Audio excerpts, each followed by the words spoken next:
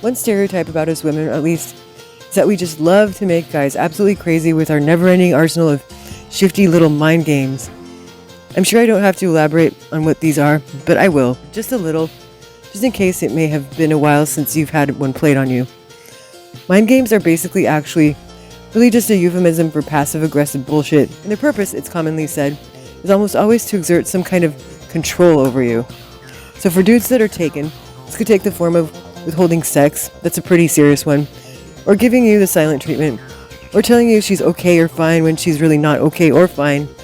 More or less serious ones include asking you whether you think an outfit makes her look fat, but really for the purpose of eliciting compliments, or asking you if you think so-and-so is pretty, to which of course you have to say no, lest you incur her lifelong wrath. Another popular mind game women supposedly like to play is that of making you, men, jealous. And according to some of these sexperts or love gurus out there, no guy is immune to this one, even if he's not even dating a woman yet, apparently. In other words, if a girl sets out to try and make you jealous, odds are she sweats you and wants to have your babies. To which I might concur, except that there's a difference between a girl trying to make you jealous and you just plain being jealous. That's a critical distinction we need to make here, boys. Think about it. If you yourself really like someone and she expresses interest in another man, or she starts seeing another man, or she makes a comment in passing about some guy she thinks is funny or attractive, you need to ask yourself, is she trying to make you jealous really? Or are you just getting jealous because you happen to like her? I do simply want to remind you of the fact that there's a difference, and it's something you're going to want to figure out before you just go jumping to conclusions that just because, oh, she's taken an interest in my friend so-and-so, she must be trying to make me jealous because she likes me, and this is her way of testing me to see how I react. Okay, on the basis of what? As with the rest of these points that you're about to hear, it's a good idea to look for substantiating clues to help you decipher what's really going on in that respect. If she seems to glean great obvious pleasure out of mentioning how hot random guys are and watching the look on your face as it falls, then it's possible she's not only totally sadistic, but yeah, there's a possibility that maybe she has a little crush on you there, just as well as it's possible this girl may be just a bit of a sociopath. If, on the other hand, she mentions how cute your buddy Ryan is, and then 2 years down the road, you open your mail to find one of those cutesy save-the-date cards for their upcoming nuptials, it may just be time to rethink that whole jealousy thing. That's just me.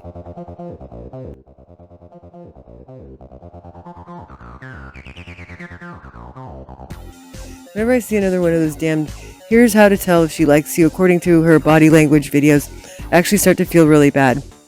I feel bad that so-called relationship experts or sexperts or whatever they call themselves are out there in large numbers telling these poor, impressionable, lonely, single men out there that, oh yeah, if you're talking to a woman and she happens to be playing with her hair, or she stares at you a certain way, or she crosses her legs in your direction, these are definite signs that she definitely likes you. Because then, in turn, there are the guys out there hearing this that are thinking stuff like, oh wow, last week I was talking to Amber, she was totally playing with her hair, and then during the meeting, I swear she crossed her legs in my direction at one point. That means she totally wants me.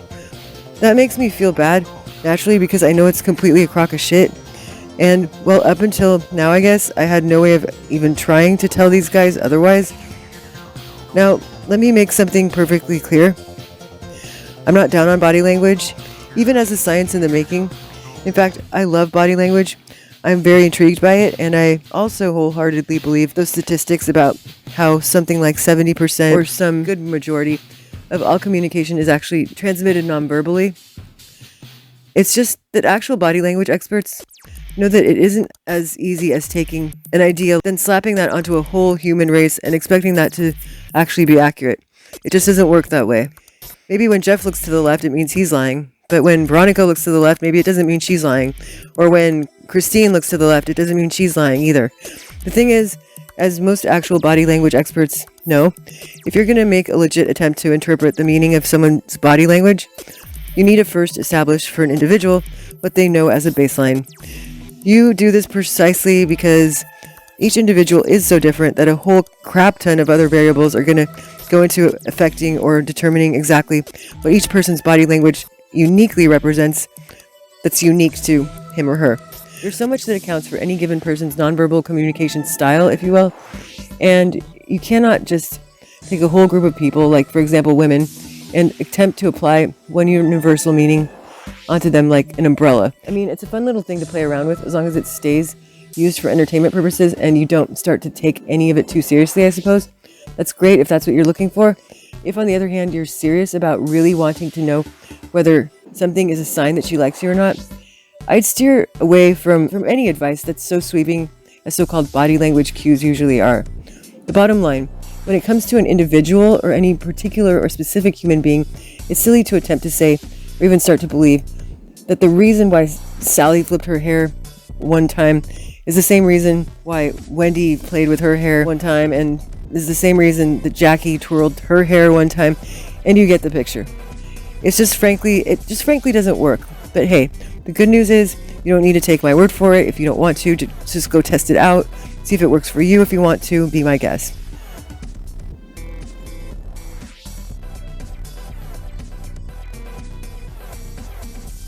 Another pretty widely espoused piece of wisdom is, well, it's a statement or notion that if a girl likes you, she's going to be all touchy-feely toward you. Or, what the claim is usually, more specifically, is that when a woman really likes a man, a lot of times she's going to feel like this instinctive desire, maybe even a compulsion to touch you.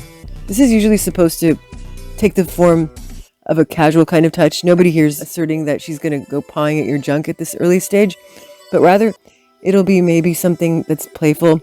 Say she flirtatiously puts her hand on your leg randomly during conversation. That's one I hear a lot, actually, or something of that nature. Or it could be maybe for helpful purposes, like she goes to pick a piece of lint off your shirt, or she fixes a piece of stray hair that's made its way in front of your eyes. Or what else? Well, she might go pat you on the back or your shoulder. Those are a couple others I've heard regurgitated quite a bit. But it's usually just things of this nature, the love experts say. These types of soft, flirtatious touches that are supposed to be a dead giveaway as to whether a woman secretly desires you or not. Well, whereas our previous point kind of makes me sad, as I told you, this one kind of makes me feel a little bit angry, because we hear this one all the time, and it's sheer hocus pocus on so many levels. Alright, real quick disclaimer, I'm pretty sure that yes, somewhere out there are people, women, who, when and if they feel a romantic attraction to a person, they might on occasion opt to touch that individual at some time in some way. I'm not claiming that never happens or that it's impossible, but the reason I refer to it as hocus pocus is because, okay, so what I've come to observe just from growing up or through my experience of getting older and looking at the way that people act and are, is that a person learns to be a certain amount of touchy-feely at a pretty young age, and that's generally an amount that sticks with them throughout their lives. I believe it's safe to say that by the time someone reaches the age of, I don't know, let's just say 18 or even 21 to play it safe, they've already developed within themselves almost a set of subconscious rules pertaining to touching that they follow when it comes to the various roles that any given person has in their lives. For example, when it comes to a family member, you kind of know for yourself how appropriate it is to touch them, how to touch them, where to touch them, under what circumstances to touch them. Similarly, you also know how appropriate it is to touch a stranger, as well as how to touch a stranger, where to touch them, and under what circumstances. This continues for other roles: friends, potential love interests, actual love interests, teachers, doctors, co-workers, and so forth. This is what's known as setting boundaries. Think about it. We develop these boundaries, aka the set of subconscious to semi-conscious rules governing touching, and we don't much deviate from these past a certain point in our lives. What our own personal boundaries actually are or end up being can be different culture to culture or even family to family to an extent, but regardless of what they are, for you personally, in your mind, you can't deny that there exists right now a boundary concerning each and every individual you currently know or can fathom of knowing. In regard to questions like, do I ever touch this person? If so, when and how? Where does my boundary with this person lie? For example, whether or not you kiss your parents on the lips could be influenced by culture, but at a certain age, at least, most people in this culture don't feel comfortable with that.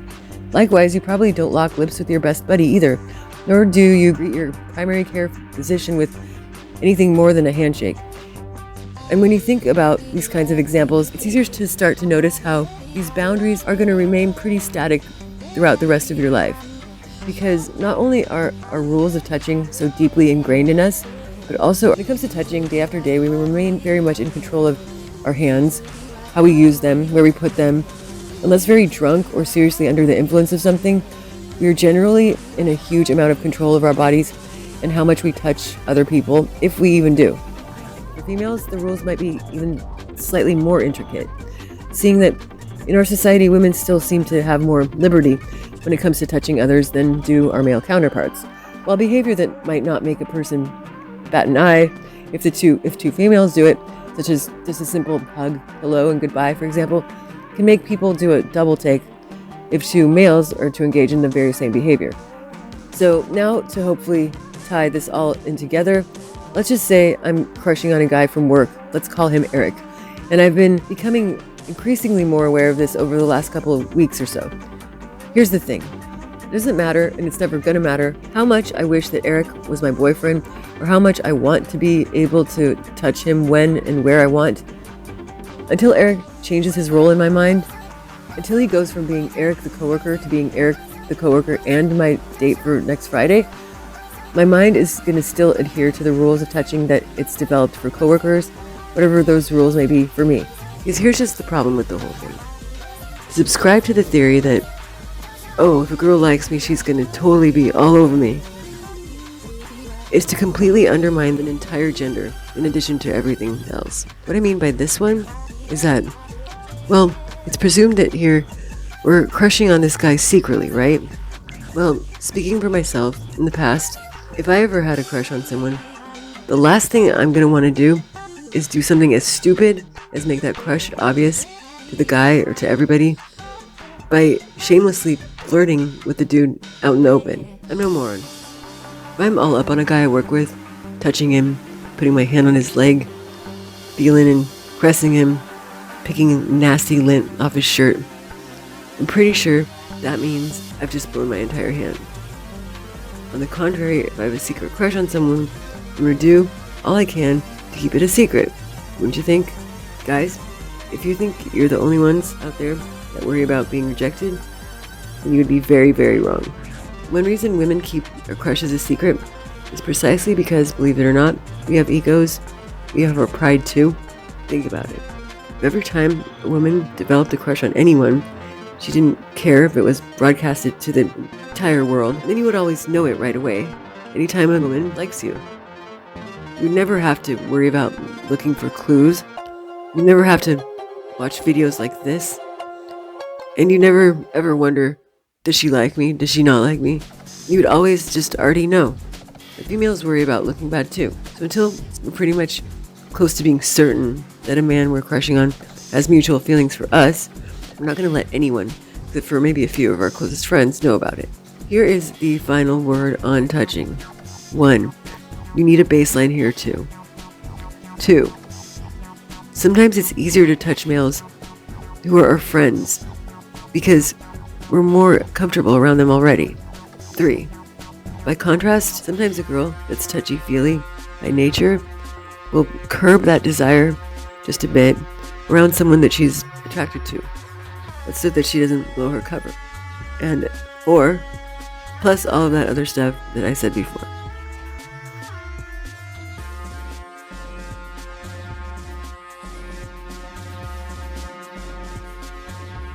What makes you so special, you may wonder? Especially if compared to other guys, she talks to you and confides in you more. You're only human to notice shit like this and start wondering, could it be Chernobyl likes me? After all, these kinds of actions do kind of point to her taking the shit you have to say a little bit more to heart. These actions do kind of point toward saying that what you have to say has more value than what other people have to say. So, couldn't that mean that she likes you? Yes, it absolutely could. I won't try to take that from you. It's definitely a possibility. However, a possibility doesn't equal a probability. Just because what she's doing might be a sign she likes you doesn't mean that it is. And that's precisely the problem with a lot of these so-called clues that she definitely likes you, things of that nature. They may be possible, but they're not necessarily probable, and they're definitely not definite. The fact is, you can't tell why she's confiding in you, and the problem with thinking it's a sign of anything is the fact that there are so many alternate explanations for why she confides in you so much. It could be she likes you, or it could be she considers you to be one of her best friends and loves the fact that you listen to her and that you show her compassion. Or maybe you seem caring, or you offer her the best advice out of everyone she knows. Or maybe she's super comfortable around you in particular because something about you reminds her of her little brother who happens to be her favorite sibling back home. Or maybe she's the same way with everybody. You know, I don't like to burst anyone's bubble, but I think that those who lie and say, oh yeah, that's definitely a definite sign that she likes you, no doubt about that. I think those people are doing you a far greater disservice than me just simply pointing out the fact that there are other possibilities. We're not discounting anything here either. We're just being realistic to the fact that everything that a girl confides in you, there's no direct correlation between that and her wanting to jump your bones. I hope that helps for what it's worth.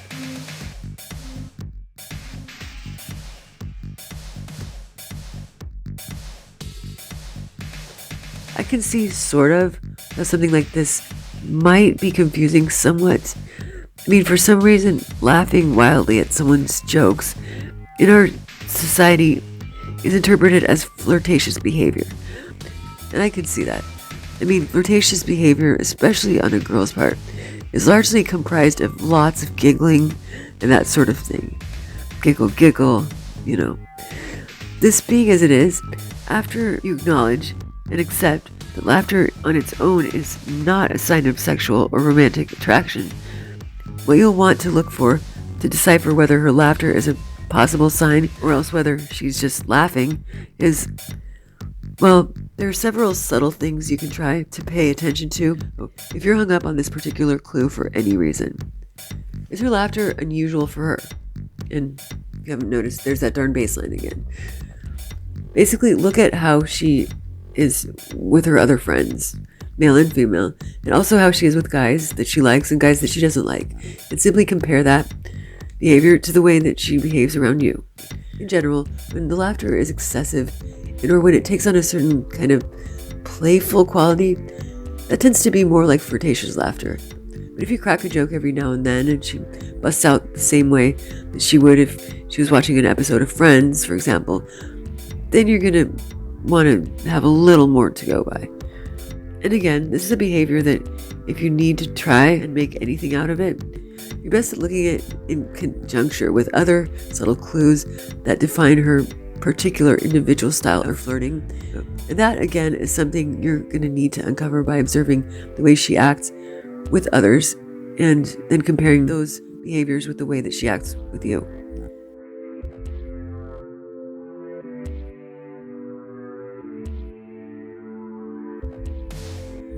I can definitely see why guys might put a lot of stock into the fact that a girl spends a lot of time with you as being a sign potentially indicative of some kind of latent attraction.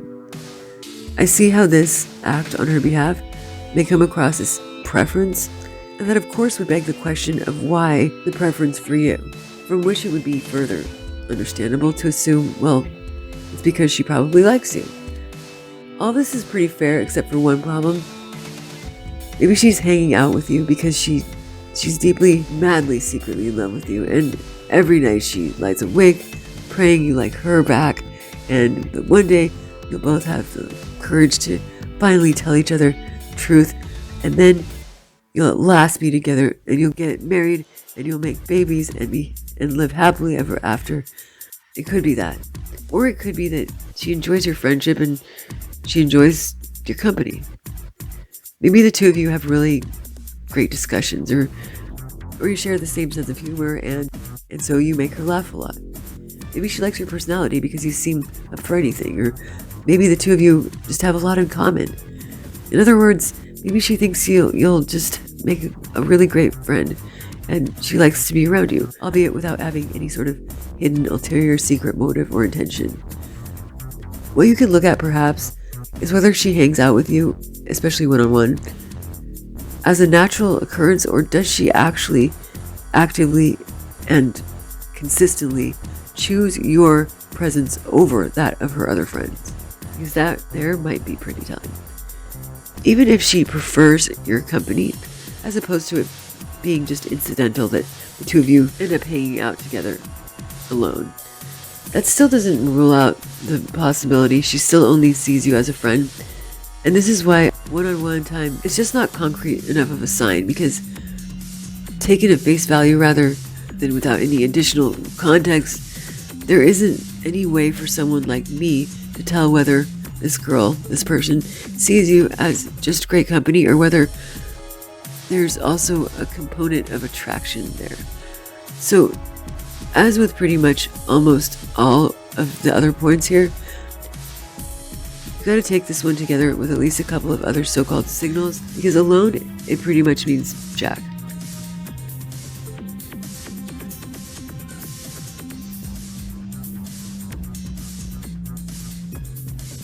Boys, I gotta break it to you, but females are notorious for coming across like bubbling fools in text messages.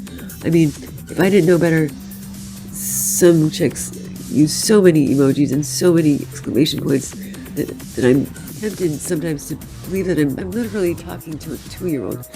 That's just how upbeat they are. A lot of them, not all of them. Unfortunately, if you're reading into all that stuff as flirty communication, then, well, good news is you're probably not the first guy who's ever been confused by all this, her intentions and all that. But the bad news is that this is how a lot of females text. It just comes across as far more excitable, playful, happy, and yes, even flirtatious than it usually is, or usually is intended. But final thing to note here is that as much as it might let you down to discover that this is normally how she texts, and there's nothing special about you, well, keep in mind that in most cases, she isn't even aware of the fact she may be doing anything to lead you or anybody else on. So try not to be too hard on her for this one. Okay, guys? And on that note, I think it's time we wrap this all up for today's episode. I hope that everyone gleaned something positive from this. Please hit that like button. And if you plan to return, or you are at least considering it, then hit subscribe as well. You can always unsubscribe later if you decide that you think that my content sucks, and it's super easy to do, and it's free of charge, so that's cool. So once again, hit like, subscribe. Finally, if you feel like commenting down below, feel free to do so. All I ask is that you keep it civil. To me, taking my leave, and so ciao for now. Bye.